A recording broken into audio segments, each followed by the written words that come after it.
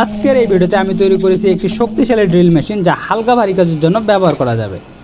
প্রথমে একটা PVC pipe নিয়ে নিব এবং যতটুকু প্রয়োজন সেই মাপ নিয়ে কেটে নিব।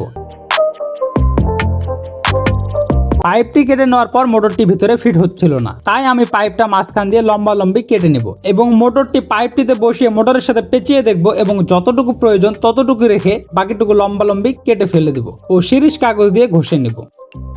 টেপ দিয়ে পাইপটিকে ভালো করে পেঁচিয়ে দিব যেন সুপারগুলো লাগানোর সময় পাইপটা স্থির থাকে। এরপর খুব ভালো করে সুপারগুলো লাগিয়ে দিব এবং সুপারগুলো লাগানোর শেষে টেপগুলো খুলে নিব ও টেপের যে অংশগুলো বাদ পড়েছিল ওইখানে উইথাউট কিপটামো করে সুপারগুলো লাগিয়ে দিব। পাইপের মাপ নিয়ে গোল করে 3টি শেড বের করে নিব। এরপর ছিদ্র করা শেড দুটিকে সুপারগুলো দিয়ে ভালোভাবে লাগিয়ে নিব ও ছোট শেডটিকে ভালো করে সুপারগুলো লাগিয়ে মোটরের সাথে লাগিয়ে দিব। এরপর আমি ডাবল করে তার সোল্ডারিং করে নিব। এরপর মোটরটি সুপারগুলো দিয়ে ভালোভাবে লাগিয়ে দিব।